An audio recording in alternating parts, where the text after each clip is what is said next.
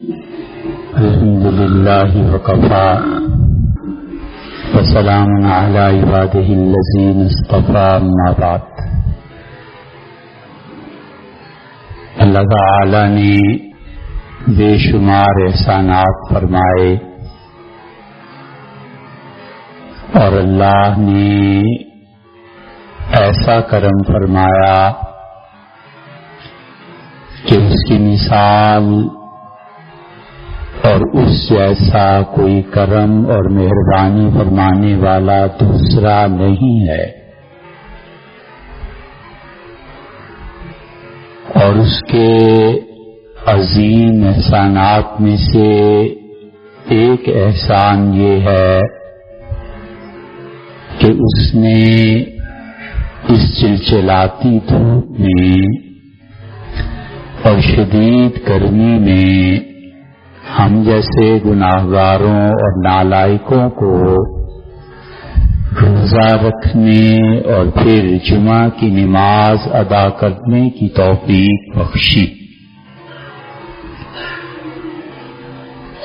اللہ کا فضل بے پایاں ہے، اس کی رحمتیں بہت عمیق ہیں اور اس کے احسانات لا تعداد ہیں، ہر فرد پر، معاشرے پر، قوم پر، اور اللہ اپنے بندوں کے ساتھ ہمیشہ ہی مہربانی کا سلوک کرتا ہے۔ اس لیے رسول اللہ صلی اللہ علیہ وسلم جب روزہ افطار کرتے تھے تو ایک روایت میں یہ بھی آتا ہے کہ آپ روزہ افطار کرنے کے بعد یہ 4-5 لفظ کہتے تھے کہ یا واسع الفضل، اے وہ ذات جس کے فضل میں بہت وسعت ہے، جس کا فضل بے تعداد لا تعداد ہے، اغفر لی، اللہ یہ جو روزہ رکھا ہے اس کو قبول فرما لے اور اس کے صدقے میں جو گناہ ہیں انہیں بخش دے۔ اور اللہ نے اس سارے نظام کو چاند کے ساتھ باندھ دیا، انسان کو بہت بڑی چیز سکھائی اور انسان کو یہ بتایا کہ دیکھو اس تبدیلی پر اور گردش دورہ پہ غور کرو کہ کبھی راتیں بڑھی اور کبھی دن بڑھے، اور ہم آزمانا چاہتے ہیں کہ ہمارے بندے ہر طرح کے حالات سے گزریں اور میری بندگی پر قائم رہیں، یہ ہے اصل چیز۔ اس لیے سردیوں کے روزے بھی دیکھے، اب گرمیوں کے روزے دیکھ رہے ہیں، اور شاید آئندہ زندگی میں کبھی گرمیوں کے اور یہ جون جولائی کے روزے اللہ ہی ہے جسے زندگی دے، وگرنہ عام طور پر نہیں آیا کرتے، اور ان روزوں کی قدر اور اس گرمی اور پیاس کی قدر موت کے بعد آئے گی۔ وہ پوری ایک دنیا ہے، ایک کائنات ہے، ایک نظام ہے، اور انسان یا تو اس نظام کا انکار کر دے، جان چھٹی کہ نہ کوئی خدا ہے، نہ کوئی قبر ہے، نہ آخرت میں کسی کو جواب دینا ہے، ایک طرف ہو جائے، اور اگر اس کا یقین ہے کہ آخرت ہے اور اللہ کے سامنے پہنچنا ہے اور جواب دینا ہے، تو پھر اسے جان لینا چاہیے کہ اس کا پروردگار ہر طرح کے حالات میں اسے آزمائے گا۔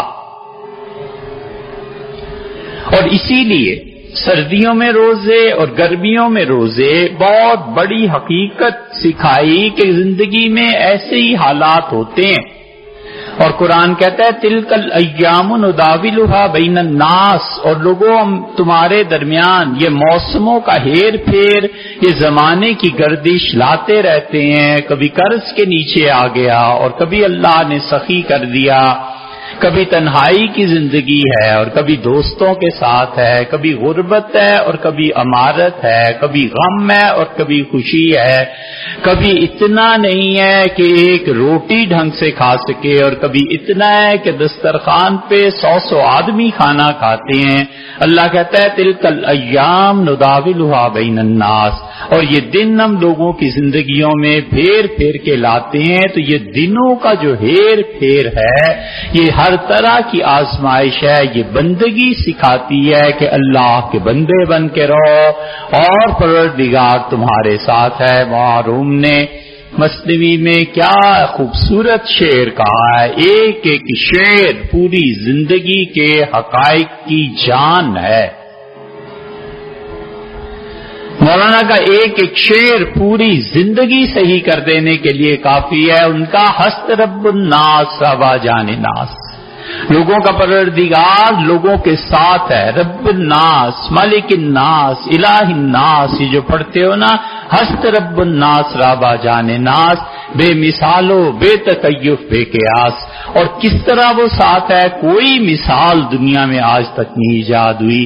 بے تکیف اس کا ساتھ ہونا کیسا ہے، کیفیت کیا ہے، کوئی نہیں جانتا۔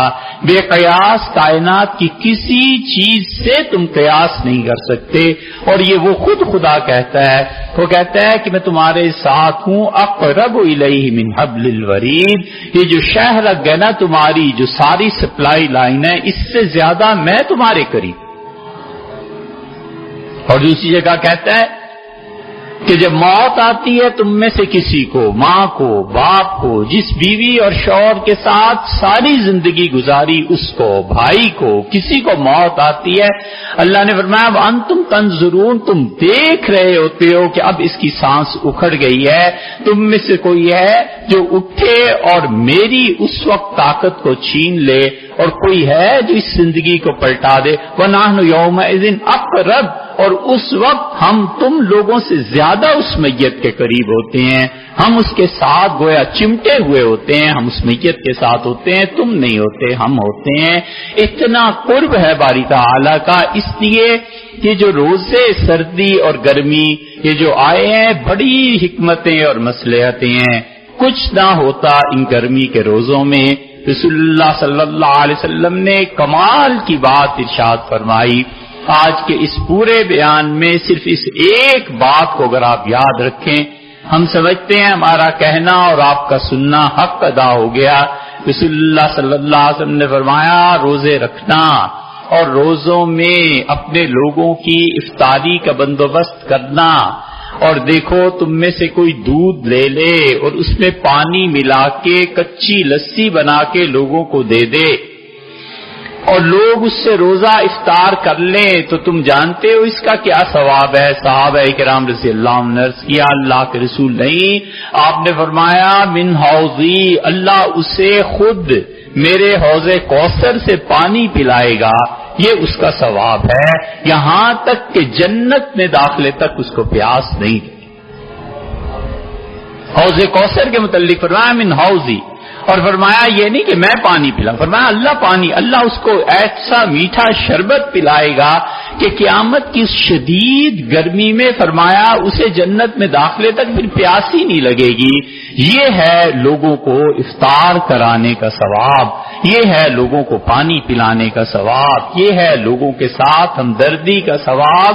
اسی لیے تو رسول اللہ صلی اللہ علیہ وسلم فرماتے ہیں من خفف عن مملوکہ، جو آدمی نوکری کروائے لوگوں سے، کچھ ملازم رکھے ہیں، کوئی صفائی ہو رہی ہے، رنگ روغن ہو رہا ہے، دکان پہ کپڑے ہیں، کپڑوں کو کوئی بیچ رہا ہے، کوئی ٹیلر ہے وہ سی رہا ہے، کوئی کچھ ہے کوئی کچھ ہے، جس نے بھی نوکر رکھے ہیں فرمایا من خفف عن مملوکہ، اور جس نے اپنے دفتر اپنی دکان پہ کام کرنے والوں کو کہا کہ روزہ ہے اس وجہ سے کم کام کرو، رمضان کے بعد پھر کر لیں گے، کم کر دیا اس نے، اس کی جزا اللہ کے پاس کچھ نہیں ہے الا غفر له من ذنبه، سوائے اس کے کہ اللہ کہتا ہے جو میری مخلوق پہ اتنا مہربان ہے میں نے بھی مہربانی کرنی ہے، اس کے گناہ معاف کرو میرے بندے کو، اس نے اپنے نوکروں سے بوجھ کم کر دیا۔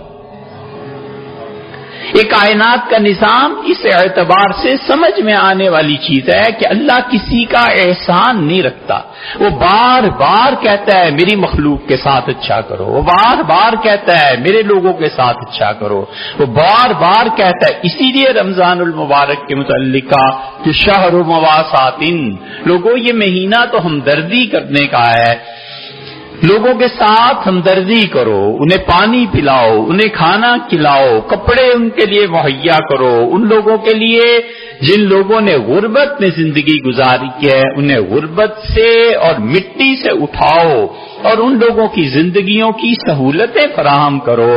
اور اسی لیے شریعت کہتی ہے کہ جن لوگوں کو قرض نے دبا لی ہے اس رمضان میں ان کا قرض ادا کرو تاکہ وہ لوگ معاشرے میں ایک اچھا کردار ادا کر سکیں.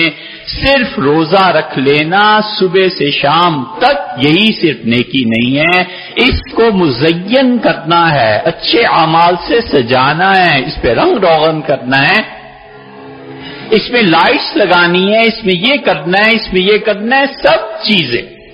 اور یہ ٹھیک فطرت کے مطابق ہے.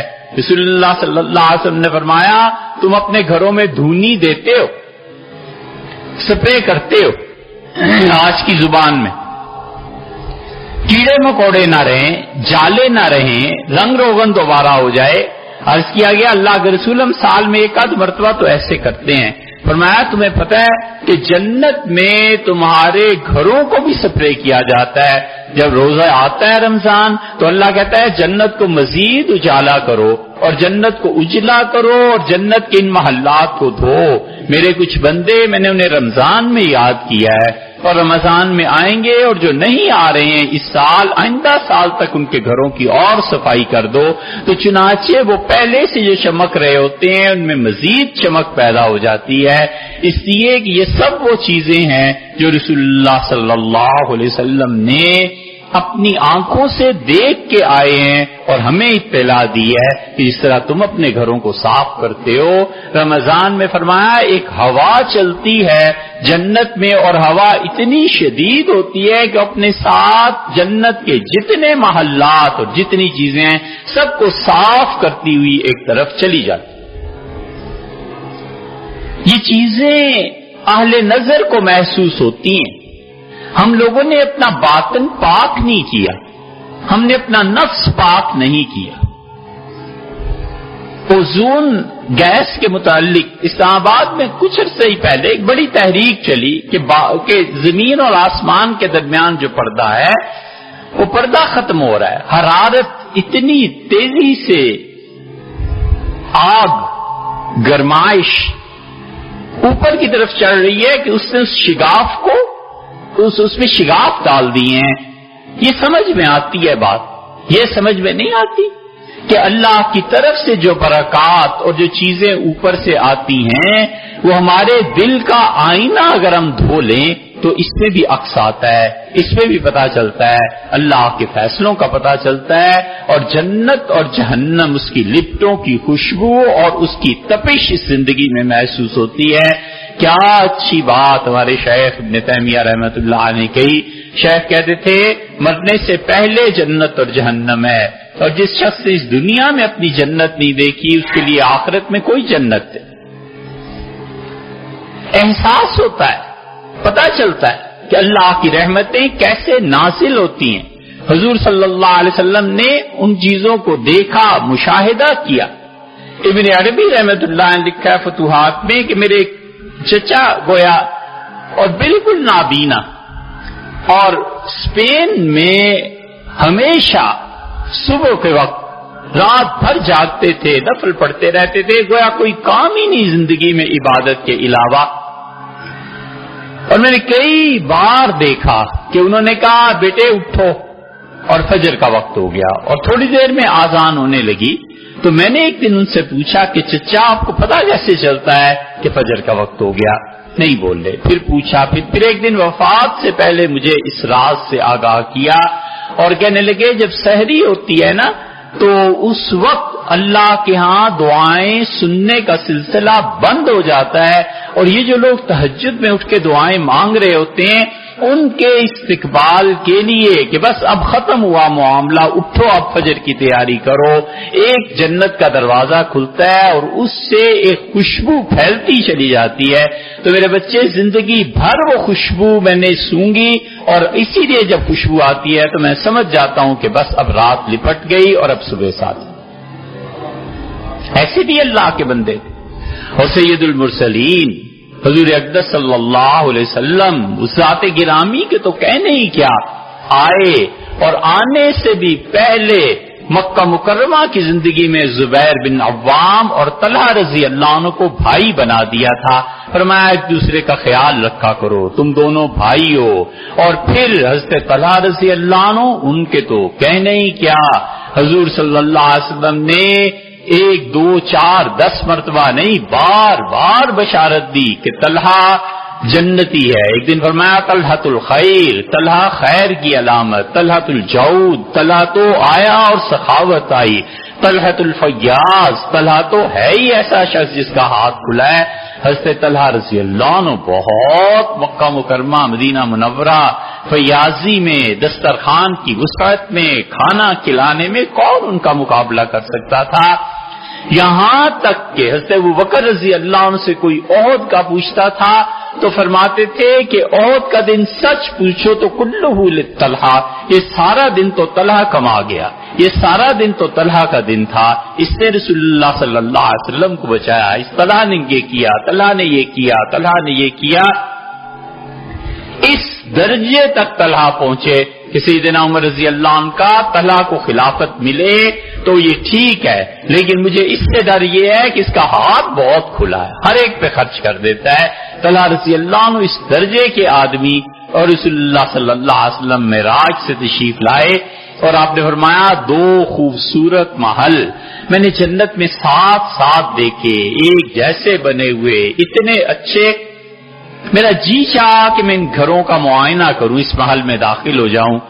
میں نے جبریل سے پوچھا کہ یہ کس کے ہیں؟ اس سے کہا یہ طلحہ اور زبیر دونوں جنت میں آئیں گے اور دنیا میں ہمسائے ہیں، یہاں بھی ہمسائے ہیں. کہ اللہ نے ان لوگوں کے لیے اجر رکھا. یہ سب حقائق کیا ہیں؟ یہ غیب ہے، اور یہ روزہ اس غیب سے تعلق رکھتا ہے. اسی لیے ابو امامہ رضی اللہ عنہ کہتے ہیں میں نے رسول اللہ صلی اللہ علیہ وسلم سے کہا اللہ کے رسول مرنی، حکم کیجئے کوئی نیکی جو عمر بھر کرتا رہوں. آپ نے فرمایا علیک بالصوم فلا مثل لہ، روزے رکھا کرو، اس جیسی کوئی نیکی تمہارے لیے نہیں، یہ تمہیں اتنا فائدہ دے گا. انہوں نے پھر عرض کیا، فرمایا علیک بالصوم، تیسری علیک بالصوم، فرمایا روزے رکھو، روزے جیسی کوئی نیکی نہیں ہے. روزہ انسان رکھتا ہے، اپنے آپ کو اللہ کے لیے روکتا ہے، اللہ کے لیے وہ اپنے آپ کو پابند کرتا ہے، اور اللہ کا قاعدہ اور قانون وہ ہے جو اس نے یوسف علیہ السلام کے قصے میں خدا نے بیان کیا. اور اللہ نے کہا انہ من یتقی، اور جو آدمی سخت حالات کو سہ کے گزارا کر لیتا ہے ویصبر، اور زندگی میں صبر کرتا ہے، تو لوگوں فإن اللہ لا یضیع اجر المحسنین، نیکی کرنے والوں کا اجر اللہ ضائع نہیں کرتا. اسی لیے حکم دیا کہ مسجدیں بناؤ، اور مسجدیں بناؤ گے لوگ آئیں گے میری عبادت کریں گے. اور لرنا شاہدین علی انفسہم بالکفر، اور مسجدیں تو بس وہی لوگ نہیں بناتے جو خود گواہی دیتے ہیں کہ ہم کافر ہیں. اللہ نے کہا من آمن باللہ، جو اللہ کو مانتا ہے تم دیکھو گے وہ مسجدیں بنائے گا. اسی لیے رمضان میں اعتکاف ہے. اللہ کہتا ہے میں نے حکم دیا ابراہیم کو اور اس کے بیٹے اسماعیل کو علیہ السلام طاہر بیتی للطائفین، میرے گھر کو صاف کرو، اس کی دوبارہ سے پاکیزگی، دوبارہ سے اس کی صفائی کرو. کس کے لیے؟ لوگ طواف کرنے کے لیے آئیں. والعاکفین، لوگ اعتکاف کے لیے آئیں گے، جو سب چھوڑ چھاڑ کے میرے در پہ آ کے بیٹھ گئے. جگہ تو ڈھنگ کی ہونی چاہیے میرے مہمانوں کے لیے، میرے مہمانوں کے لیے کچھ اہتمام ہونا چاہیے. والعاکفین، جو اعتکاف کرتے ہیں ان کے لیے میرے گھر کو صاف کرنا. والرکع، اور ان لوگوں کے لیے جو یہاں کر رکوع کریں گے، والسجود، اور جو لوگ سجدہ کریں گے ان کے لیے میرے گھروں کو صاف کرنا۔ اس رمضان المبارک میں اللہ نے اعتکاف جیسی عظیم دولت سے نوازا۔ سیدنا عمر رضی اللہ عنہ نے عرض کیا کہ اللہ کے رسول، میں نے نظر مانی تھی کہ اگر میرا ایک کام ہو جائے تو میں اعتکاف کروں گا خدا کے گھر میں، مجھے کیا کہتے ہیں؟ تو حضور صلی اللہ علیہ وسلم نے فرمایا جاؤ اور مکہ مکرمہ میں جا کے عمرہ کرو، طواف کرو، اور ایک دن اور رات کا اعتکاف بیت اللہ میں کرو۔ تم نے دنیا میں کسی کا قرض دینا ہوتا تو عمر پورا نہ کرتے، یہ اللہ کا قرض۔ اسی لیے فرمایا کہ اگر موقع ملے، ایک صحابیہ رضی اللہ عنہ تھی، اس سے کہا اعتمری فی رمضان، موقع ملے تو رمضان میں جانا، عمرہ کر لینا، اور تم جانتی ہو رمضان کا عمرہ اس حج کے برابر ہے جو اللہ نے قبول کر لیا۔ پھر ایک کو فرمایا رمضان میں جاؤ اور عمرہ کرو، اور تم جانتے ہو رمضان میں عمرہ کرنا تو اتنا ثواب ہے، ایسی چیز ہے کمم معی، جیسے کسی نے میرے ساتھ حج کر لیا۔ فرمایا اتنی بڑی چیز ہے، ان مساجد کو پاک رکھنا، ان مراکز کو قائم رکھنا تاکہ خدا کا دین قائم رہے، یہ علامتیں قائم رہیں۔ رمضان اس کا حصہ ہے کہ ایک مہینے کے لیے انسان اپنے آپ کو پابند کر لیتا ہے کہ وہ اللہ کی عبادت کرے گا، معاش کا کام بھی کرے گا، عبادت بھی کرے گا۔ اس لیے رسول اللہ صلی اللہ علیہ وسلم نے رمضان کے متعلق فرمایا کہ اس کا پہلی رات جب چاند طلوع ہوتا ہے، اللہ کے فرشتے اعلان کرتے ہیں اور کہتا ہے یا باغی الشر اصرف، اے گناہ کی زندگی گزارنے والے چھوڑ دے، اب ایسا مبارک مہینہ ہے، چھوڑ دے، اب نہ کر، اس رمضان کو گناہوں سے پاک گزار، یا صاحب الخیر، اور دوسرا فرشتہ کہتا ہے نیکی کرنے والے آگے بڑھ اور اس مہینے میں نیکی کر، کیونکہ اس مہینے کی نیکی اللہ قبول کرتا ہے۔ رسول اللہ صلی اللہ علیہ وسلم نے فرمایا تمہارا کوئی بھی نیک عمل، مطلب نفل کی نماز ہے، روزہ ہے، لوگوں کو صدقہ دینا ہے، کسی کو کھانا کھلانا ہے، شدید گرمی ہے، لوگوں کو پنکھے مہیا کرنے ہیں، سردیوں کا سامان کرنا ہے، لوگوں کو بستر دینے ہیں، لوگوں کی ضروریات زندگی میں کام آنا ہے، بچوں کی تعلیم ہے کام آنا ہے، بچوں کو زکوٰۃ صدقات کی مد سے پیسے دینے ہیں، ان کی فیسیں ادا کرنی، ہزار کام ہیں۔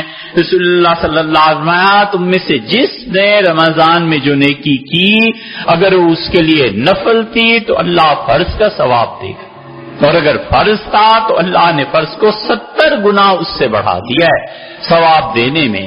اور اسی لیے رسول اللہ صلی اللہ علیہ وسلم نے فرمایا کہ لوگوں کے ساتھ اس مہینے میں شہر المواسات، فرمایا یہ ہمدردی کا مہینہ ہے، اپنے خاندان سے ہمدردی کرنا، اپنے بہن بھائیوں سے ہمدردی کرنا، ان کا خیال رکھنا یہاں سے شروع ہوتا ہے کہ اپنے ماں باپ کا خیال رکھے، ماں باپ اپنی اولاد کا خیال رکھیں۔ یہ وہ چیزیں ہیں جو انسانوں کو نفع دینے والی ہیں، یہ وہ چیزیں ہیں جو انسانوں کو ایک دوسرے کے لیے راحت کا باعث بنانے والی ہیں، یہ وہ چیزیں ہیں جس انسان پر آپ احسان کرتے ہیں پھر وہ انسان اس احسان کو یاد رکھتا ہے کہ والد نے یہ کام کیا، والدہ نے یہ کیا، بھائی نے یہ کیا، چھوٹے نے یہ کیا، بڑے نے یہ کیا۔ رسول اللہ صلی اللہ علیہ وسلم اتنی شفقت فرماتے تھے، اتنی شفقت کہ ان کا برابر کوئی شخص نہیں تھا۔ سب سے بڑے سید الکونین صلی اللہ علیہ وسلم وہ خود ہی تو تھے، لیکن اپنے چھوٹے چھوٹے صحابہ کرام رضی اللہ عنہ کو بلاتے تھے، مشورہ کرتے تھے، بچوں کی حوصلہ افزائی کرتے تھے، بچوں کو پاس بٹھا لیتے تھے، فرماتے تھے یہ ہیں وہ لوگ جو کل کو آگے بڑھیں گے، مراد ان کی یہ تھی۔ اس سے یہ سب چیزیں اسی لیے ہیں کہ فرمایا شہر المواسات، لوگوں یہ ہمدردی کرنے کا مہینہ، یہ لوگوں کی ضروریات پوری کرنے کا مہینہ ہے، یہ ایک دوسرے کے ساتھ اچھائی کرنے کا مہینہ ہے۔ حتیٰ کہ رسول اللہ صلی اللہ علیہ وسلم کی عبدیت اور بندگی کا اظہار دیکھیے، موطا امام مالک میں آتا ہے، امام مالک رحمت اللہ علیہ اس حدیث کے راوی ہیں کہ رسول اللہ صلی اللہ علیہ وسلم مدینہ منورہ سے 2 منزل پر تھے، عرج غالباً اس جگہ کا نام تھا، اور روزہ رکھا ہوا تھا، اور آپ نے فرمایا پانی لاؤ اور میرے سر پہ ڈالو، سخت گرمی مجھے لگ رہی ہے، اور بار بار پانی جسم مبارک پہ اور سر پہ ڈالتے رہے۔ یہ بندگی کا اظہار تھا کہ اللہ میں بندہ ہوں، کمزور آدمی ہیں ہم، اللہ اتنی شدید گرمی، یہ اسی کا مظاہرہ ہے کہ ایک آدمی اے سی لگاتا ہے، وہ اپنی عاجزی کا اظہار کرتا ہے کہ اللہ میں اس قابل نہیں ہوں، اتنی گرمی مجھ سے برداشت نہیں ہوتی، رب تیرا احسان ہے تو نے اس درجے تک پہنچا دیا۔ پنکھا لگا لیتا ہے، مسجد میں آ بیٹھ جاتا ہے، اور آپ کہتے ہیں اچھا بھائی ٹھیک ہے مسجد کھول دو، ٹھیک ہے لوگ آرام کریں تھوڑی دیر کے لیے۔ یہ سب کی سب چیزیں کیا ہیں؟ مطلقاً ایک بات ہے کہ اللہ کی مخلوق کا خیال رکھو، بس اتنی سی بات۔ اسی لیے فرمایا کہ من کان فی حاجت اخیہ، جو اپنے بھائی کا کوئی کام کر دے گا کان اللہ فی حاجتہ، اللہ اس کا کام کر دے گا۔ اور فرمایا من فرج عن مسلم کربتا، اور جس نے کسی مسلمان کی تکلیف دور کر دی فرج اللہ عنہ کربۃ من کربات یوم القیامہ، قیامت حشر کے میدان کی سختیوں میں سے اللہ ایک سختی اس انسان کی کم کر دی۔ اسی لیے صحابہ کرام رضی اللہ عنہم اس نیکی میں بڑھ گئے تھے، اس خیر میں بڑھ گئے تھے، لوگوں کو روک لیتے تھے، دسترخوان بچھاتے تھے، کہتے تھے آؤ ہمارے دسترخوان کھانا کھاؤ، اس لیے کہ وہ جانتے تھے کہ رسول اللہ صلی اللہ علیہ وسلم فرمایا تم میں سے کسی نے کسی کا روزہ افطار کروا دیا، چاہے وہ ایک گھونٹ پانی سے ہو، اللہ اس کو میرے حوض کوثر سے پانی پلائے گا، شربت پلائے گا، یہاں تک کہ اس کو جنت میں جانے تک پیاس ہی نہیں لگے گی۔ بہت بڑا اجر ہے۔ رسول اللہ صلی اللہ علیہ وسلم کا حوض کوئی مذاق کی بات نہیں، ہر نبی کو حوض دیا جائے گا، ہر نبی کے لیے پیالے ہوں گے، ہر نبی کو کہا جائے گا کہ بلاؤ اپنی امت کو۔ رسول اللہ صلی اللہ علیہ وسلم گویا میں دیکھ رہا ہوں، اور انبیاء علیہ السلام اپنے اپنے حوضوں پر کھڑے ہیں، اور یہ دیکھو میں دیکھ رہا ہوں کہ موسیٰ علیہ السلام کے حوض پہ بڑے لوگ جمع ہو گئے، اور فرمایا صالح علیہ السلام کا حوض ہے، یہ ہود علیہ السلام کا، اور اب فرمایا ایسے بھی حوض میں دیکھ رہا ہوں کہ ان کا نبی بلا رہا ہے، اور ایک آدمی اس کی امت میں ایمان نہیں لایا، اور وہ اکیلا بیچارہ کھڑا ہے اور بلا رہا ہے، کوئی اس کے حوض پہ نہیں گیا۔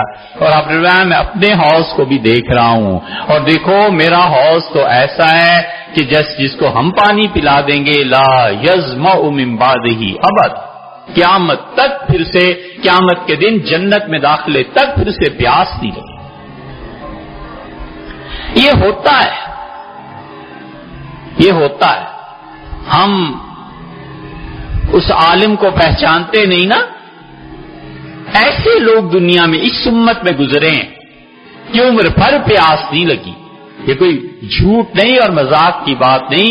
لوگوں نے کہا حضرت اتنی شدید گرمی پانی پی لیں، انہوں نے کہا ٹھیک ہے پی لیتے ہیں، پیاس کبھی نہیں لگی۔ پوچھا گیا کیا ہوا تو موت سے پہلے کہا کہ حضور صلی اللہ علیہ وسلم نے خواب میں حوض کوثر سے ایک چیز پلا دی تھی، اس کے بعد کبھی پیاس نہیں لگی۔ سیدنا علی رضی اللہ عنہ صحیح حدیث میں آیا ہے، کھدر کا گرم کرتا گرمیوں میں پہنے ہوئے ہیں، سردیوں میں بالکل پتلا۔ کسی نے کہا امیر المومنین یہ کیا؟ انہوں نے کہا میں جوان لڑکا تھا، مجھے شدید تنگ کرتی تھی گرمی، ایک دن تنگ آ کے میں حضور صلی اللہ علیہ وسلم کی خدمت میں حاضر ہوا، اور میں نے کہا اللہ کے رسول اس گرمی کے ساتھ میرا گزارا مشکل ہے، عذاب ہے۔ تو آپ نے فرمایا اللہم قہ، اللہ علی کو سردی اور گرمی کے اثرات سے محفوظ فرما دے۔ انہوں نے کہا بس ہمیشہ بہار کا موسم ہے، نہ سردی لگتی ہے نہ گرمی لگتی ہے۔ یہ تو سیدنا علی رضی اللہ عنہ کا واقعہ ہے۔ اسی لیے یہ تابعین بنو امیہ کے حکمرانوں کو بددعا دیتے تھے نا، کہتے تھے اللہ تجھے حضور صلی اللہ علیہ وسلم کے حوض کوثر سے پانی نہ پلائے، یہ بددعا دیتے تھے اپنے حکمرانوں کو۔ اسی لیے رسول اللہ صلی اللہ علیہ وسلم نے فرمایا کہ اللہ نے جس کو حکومت دی، جس کو اختیار دیے، اور اس نے اپنا دروازہ بند کر لیا، اور میری امت کے لوگوں کی ضروریات کا خیال نہیں کیا، خدا کی قسم قیامت میں وہ میری شفاعت سے محروم اور میں اس سے بیزار، اور جس نے میری امت کے لوگوں کا خیال نہیں کیا وہ حوض کوثر پر میرے سامنے نہیں آ سکے گا۔ یہ آفیسر بننا، سیکٹری اور جنرل اور وزیر اعظم اور اللہ جانے کیا کیا، یہ عہدے ایسے ہی نہیں صحابہ کرام رضی اللہ عنہ رد کر دیتے تھے۔ وہ کہتے تھے جو اس کے ساتھ ذمہ داری ہے نا وہ بہت بڑی چیز ہے۔ سیدنا عمر رضی اللہ عنہ جیسا آدمی عہدے لے لے کے گھر جا رہا ہے۔ حکیم ابن حزام رضی اللہ عنہ کے پاس عمر رضی اللہ عنہ پیسے اٹھا کر سونا اور چاندی تھیلوں میں بھر کے گھر جا رہے ہیں اور کہتے ہیں حکیم یہ تمہارا حق بنتا ہے، یہ لے لو، اللہ مجھ سے نہ پوچھے کہ میں نے تمہیں پیسہ نہیں دیا، تنخواہ نہیں، تم میرے شہری ہو، رعایا ہو، یہ لے لو۔ حکیم ابن حزام رضی اللہ عنہ نے کہا امیر المومنین رسول اللہ صلی اللہ علیہ وسلم نے مجھ سے کہا تھا کہ میرے ہاتھ پہ بیعت کرو۔ میں نے کہا اللہ کے رسول کس بات پہ بیعت کروں؟ آپ نے کہا ہاتھ بڑھاؤ اور اس بات پر بیعت کرو کہ پوری زندگی کسی سے اپنا کام نہیں کہو۔ میں نے بیعت کی ہے اور مجھ سے کہا حکیم، بیعت کے بعد فرمایا حکیم اگر یہ تم نے وعدہ پورا کر لیا نا تو حوض کوثر پہ ملیں گے۔ تو عمر میں تو ایسا ہو گیا ہوں کہ گھوڑے پہ بیٹھتا ہوں، بوڑھا ہو گیا ہوں اور چابک نیچے گر پڑے تو اتر کے خود اٹھاتا ہوں، نوکروں کو منع کیا ہے نہ دینا، ایسے نہ ہو رسول اللہ صلی اللہ علیہ وسلم کے ساتھ کیے ہوئے وعدے میں کوئی کمی آ جائے، میں تو کسی سے کچھ نہیں لیتا، آپ اسے لے جائیں بس حوض کوثر پہ ان سے ملاقات۔ مدینہ منورہ میں طوفان اٹھ سکتا تھا سیاست کا، سیدنا ابوبکر رضی اللہ عنہ کی خلافت، حضرت ابوبکر رضی اللہ عنہ نے فیصلہ کرنا تھا کہ کس کس کو انہوں نے عہدے دینے ہیں، طوفان اٹھ سکتا تھا سیاسی طور پہ۔ وفات سے پہلے رسول اللہ صلی اللہ علیہ وسلم آج میرے پاس صرف مہاجر انصار آئیں، کوئی مہاجر نہیں آئے گا، انصار جمع ہو گئے، میٹنگ ہوئی، فرمایا میں تم سے ایک بات کہوں؟ انصار نے کہا ضرور۔ آپ نے فرمایا دیکھو فَسَتَرَوْنَ مِن بَعْدِي، میں جب اس دنیا سے چلا جاؤں گا نا تو تم میرے بعد دیکھو گے کہ عہدے حکومتوں میں ان لوگوں کو ملے ہیں جنہوں نے تمہارے مقابلے میں کم قربانیاں دی ہیں،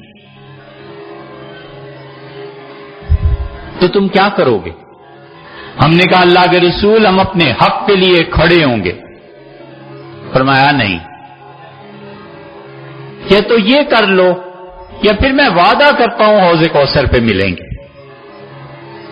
بس۔ ان کا اللہ کے رسول آپ کا وعدہ کافی۔ سیدنا عمر رضی اللہ عنہ عہدے گھر لے لے کے جاتے تھے اور کہتے تھے آؤ کام، وہ کہتے تھے نا حضور صلی اللہ علیہ وسلم نے جو فرما دیا تھا نا بس وہ کافی ہے۔ اس لیے یہ ایک روزے دار کو پانی پلا دینا، کسی کو شربت کسی کو دودھ، کسی کو لسی، ایک چیز کر دینا، یہ آپ سعودیہ میں جائیں حرمین شریفین میں پکڑ پکڑ کے لا رہے ہوتے ہیں اپنے اس دسترخوان پہ۔ یہ کیوں؟ وہ ان احادیث کو پڑھے ہوئے ہیں، وہ جانتے ہیں کہ اس کا کتنا ثواب ہے۔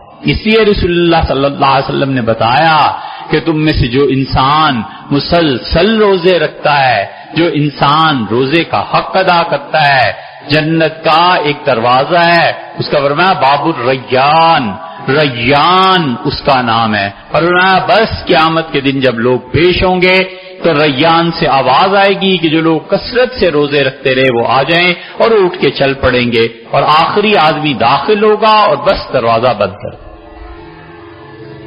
اس وجہ سے کہ روزے کو اس کا حق دینا، روزہ صرف یہی نہیں ہے کہ انسان اس میں کھائے پیے اور نہیں، روزہ یہ بھی ہے کہ اپنی زبان سے جھگڑے کو ختم کر دے۔ رسول اللہ صلی اللہ علیہ وسلم نے دیکھا ایک آدمی کو لڑتے ہوئے، غصہ شدید، آپ نے فرمایا لا صوم لہ، تیرا تو کوئی روزہ ہی نہیں۔ ایک آدمی آیا اس سے کسی کی غیبت شروع کر دی، رسول اللہ صلی اللہ علیہ وسلم نے تیرا کوئی روزہ نہیں، جو اپنے بھائی کی غیبت کرتا ہے۔ اور آپ نے فرمایا لوگوں ملم یدا قول الزور، جس نے روزہ رکھا اور پھر بھی جھوٹ بولنا نہیں چھوڑا، فلیس للہ حاجہ، اللہ کو کوئی ضرورت نہیں ہے کہ اس بندے کو بھوکا پیاسا رکھے، جائے اور کھا لے۔ حقیقت میں تو ہم نہیں کہتے کہ روزہ ٹوٹ ہی گیا، مطلب یہ تھا کہ اتنی قبیح حرکت، روزہ رکھے پھر بھی جھوٹ بولے، روزہ رکھے پھر بھی ظلم کرے، روزہ رکھے پھر بھی لوگوں کے حق کو غصب کر لے۔ 4 روپے کی چیز بک رہی تھی، رمضان کا پتہ چلا 6 روپے کی چیز ہو گئی۔ یہ اللہ کی عام مخلوق پر تنگ کرنا ہے، لوگوں کے لیے تنگی کے سامان پیدا کرنا ہے۔ کپڑا 100 روپے میٹر بکتا تھا، رمضان آیا تو 150 روپے میٹر کر دیا۔ یہ اللہ کی مخلوق کو تنگ کرنا ہے، اللہ کی مخلوق کو ستانا ہے۔ ایسے لوگوں کو اللہ کے یہاں حساب دینا پڑے گا۔ اچھا خاصا معلوم ہے کہ تربوز 100 روپے کا ہے مثلا، اسے رمضان کی وجہ سے 150 روپے کا کر دیا کہ لوگ آئیں گے اور گویا اس نے اسی رمضان میں کمانا ہے۔ کوئی خدا کا خوف نہیں، کوئی انسانیت نہیں، کوئی احساس نہیں کہ میں کچھ ایسا کام کروں کہ لوگ میرے ساتھ ملیں۔ سیدنا عمر رضی اللہ عنہ رمضان میں آئے اور انہوں نے کہا کہ میری رعایا کے لیے حکم جاری کرو، اور انہیں کہو میں ہر جگہ پر، عرب عام طور پہ کھجوریں کھاتے تھے، فرمایا ہر شہر میں رمضان سے پہلے فرمایا کہ میری رعایا کے لیے لکھو میرے گورنرز کو، ہر شہر کے لیے ہم کھجوروں کا بندوبست کر رہے ہیں اور کھجوروں کے سٹاک پورے ذخائر بھیجو، اور لوگوں کو کہو کہ جس کے پاس کھانے اور پینے کو نہیں ہے وہ آئے، اور عمر نے اللہ کے لیے یہ کام کیا ہے، وہ جتنی کھجوریں چاہے لے جائے، لوگوں سے حساب نہ لے۔ یہ حکومت، یہ رعایا ہے۔ سستے بازار حکومت کا کھولنا، آٹے کی قیمتوں کو کم کرنا اور اشیاء کی قیمتوں کو کم کرنا، یہ وہ سنت ہے سیدنا عمر رضی اللہ عنہ کی جس پہ وہ عمل کرتے ہیں، خدا اس کو قبول کرے۔ اور لوگ جو اس میں بھاؤ بڑھا دیتے ہیں، لوگوں کے لیے تکالیف پیدا کر دیتے ہیں۔ کئی بار میلوڈی میں مارکیٹ کے جو یہ حضرات ہیں، کمیٹی ہے مسجد کی، کئی بار ہم باتیں عرض کرتے ہیں پر مانتا کوئی نہیں۔ ہم نے کئی بار عرض کیا کم سے کم اس ایک مارکیٹ کو ایسا بنا لیں کہ جمعے کی پہلی اذان کے بعد کوئی شخص یہاں سے کوئی چیز خرید نہ سکے۔ منع ہے، پہلی اذان کے بعد تمام کاروبار حرام ہے، تھوڑا بھی نہیں حرام۔ اللہ نے کہا فسعوا الی ذکر اللہ، جلدی کرو خدا کی یاد کے لیے مسجد میں حاضری۔ ہم نے کئی مرتبہ عرض کیا اس میلوڈی میں کم سے کم فٹ پاتھ بالکل صاف کر دیں، نہ اپنی دکانوں کی چیزیں، نہ اپنی دکانوں کے بورڈ کوئی نہ رکھے جائیں۔ یہ فٹ پاتھ لوگوں کا حق ہے، پیدل چلنے والوں کا، یہ حق مارتے ہو، اللہ کو قیامت میں جواب دو۔ یہ نہ کہنا کہ ممبر سے کسی نے کہا نہیں تھا، یہ حق مارنا ہے پیدل چلنے والوں کا۔ یا پارا کیا اور میلوڈی کیا، اسلام آباد میں جتنے فٹ پاتھ پورے ملک میں ہے نا، یہ پیدل چلنے والوں کا حق ہے۔ پیدل چلنے والے پارکنگ میں کھڑے ہو کے گپیں لگائیں گے تو وہ پارکنگ کا حق ضائع کریں گے، اللہ کو جواب دیں گے، اور فٹ پاتھ پر دکاندار قبضہ کریں گے، یہ اللہ کو جواب دیں گے۔ اس لیے کہ لوگوں کا حق مارتے ہیں۔ ہم نے کئی مرتبہ کہا اس میلوڈی کے فٹ پاتھ کو بالکل صاف رکھیے، لوگ آرام سے گزر سکیں، لوگ اطمینان سے گزر سکیں۔ اللہ نے ان میں برکتوں کا وعدہ کیا۔ لوگوں کو جگہ دیجیے، پارکنگ کے لیے جگہ دیجیے، مسجد میں آ جائے جگہ دیجیے، دکان میں آ جائے جگہ دیجیے۔ اللہ نے کہا جب تم بیٹھے ہوئے ہو اور کوئی آدمی آ جائے تم سے ملنے کے لیے اور تم دائیں بائیں ذرا ہو کے اس کو جگہ دے دو، فافصحوا، نئے آنے والے کو جگہ دیا کرو، یفصح اللہ لکم، اللہ اس کے عوض میں جنت میں تمہیں جگہ دیتے ہے۔ مطلب آدمی سوچے تو یہ کوئی کام ہے کہ دو آدمی ادھر ادھر ہوئے اور ویلکم کیا کہ آئیں صاحب آپ ہمارے ساتھ بیٹھ جائیں، اللہ نے کہا میں جنت میں جگہ دے دوں۔ اتنا اللہ کو اپنی مخلوق کا خیال ہے۔ اور اس میں سے ایک چیز یہ ہے کہ میلوڈی کی مارکیٹ میں اللہ نے بہت کچھ لوگوں کو دیا ہے، آپ 1 2 4 کولر لگوا دیجئے، پانی ٹھنڈا اس کا بندوبست کر دیں، جو کولر لگوائیے جو نئے آئے ہیں، لاکھ روپیہ اس کی قیمت ہے، 2 لاکھ روپے قیمت ہے، لیکن یہ کہ وہ اے سی کے سسٹم کے ساتھ اب آ گئے ہیں اور بہت عمدہ چلتے ہیں، 1000 لیٹر 2000 لیٹر یہ پانی پلانا کوئی بات آئی ہے۔ حضور صلی اللہ علیہ وسلم نے فرمایا وہ جا رہی تھی اور پیشہ کرتی تھی، آدھی بدکارہ عورت، اور اسے پیاس لگی اور اس نے اپنے چادر دوپٹے سے اپنے جوتے کو باندھا اور اس نے کنویں پہ دیکھا ڈول نہیں ہے تو اس نے جوتے کے ذریعے پانی نکالا اور پیا، مرتی تھی پیاس سے۔ پھر وہ چلی اور اس نے کتے کو دیکھا کہ کیچڑ چاٹ رہا ہے تو کہتی ہے اصابت ہو ما اصابنی، اللہ اسے بھی وہی پریشانی اور تکلیف ہے پیاس کی جو مجھے تھی۔ اور پھر اس نے جوتا ڈالا اور پانی نکالا، اللہ نے کہا میری ایک گناہگار بندی نے کتے کو پانی پلایا ہے، فرشتوں غفر اللہ ما تقدم من ذنبہ، اس کی ساری زندگی کے گناہ معاف کرتا ہوں، اس نے کتے کی جان بچا دی۔ کتے کو پانی پلانے کو اللہ نے نیکی شمار کیا ہے۔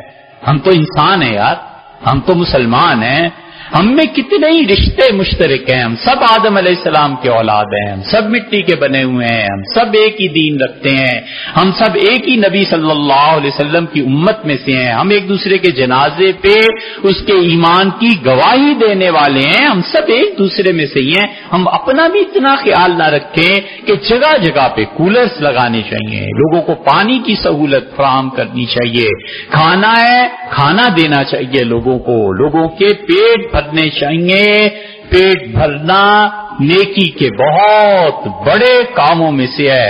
رسول اللہ صلی اللہ علیہ وسلم اپنے مریضوں کی، کسی نے پوچھا اللہ کے رسول جنت کیا ہے؟ آپ نے فرمایا فک العانی، قرض دار جس سے تمہارا قرضہ دینا ہے اس سے نرمی سے بات کرنا، ممکن ہو تو معاف کر دینا، اپنے پیسے واپس مت لو۔ فک العانی، گردنیں چھڑاؤ لوگوں کی اس بوجھ سے جو بوجھ انسانوں پہ لد گیا ہے، مریضوں کی عیادت کرنا، اور فرمایا لوگوں کو کھانا کھلانا، بس اللہ کی جنت میں آرام سے پہنچ جاؤ۔ اس لیے یہ جتنی چیزیں ہیں رمضان ہمیں بار بار تجدید کرواتا ہے، ہر سال یہ کورس ہے کہ تم نے یہ کرنا ہے، یہ کرنا ہے، اپنے اخلاقیات کو درست کرنا ہے، لوگوں کے ساتھ ان کی سہولت یہ چیزیں دینی ہے، لوگوں کے لیے پنکھے، لوگوں کے لیے بجلی اتنی بڑھ گئی ہے خدائی اس کا حساب لے۔ اب اس نئے بجٹ میں آ گیا ہے کہ 20,000 سے زیادہ اگر بل آئے گا تو اس پہ اسپیشل ٹیکس لگے گا۔ رسول اللہ صلی اللہ علیہ وسلم اسی لیے فرماتے تھے نا کہ یہ ٹیکس وصول کرنے والے جو ہیں، آپ نے کہا کہ خدا کی قسم وہ جو اس عورت نے توبہ کی تھی جسے پتھر مارے گئے، ایسی توبہ تو یہ ٹیکس وصول کرنے والا اگر کرے گا تو خدا اسے بھی معاف کر دے۔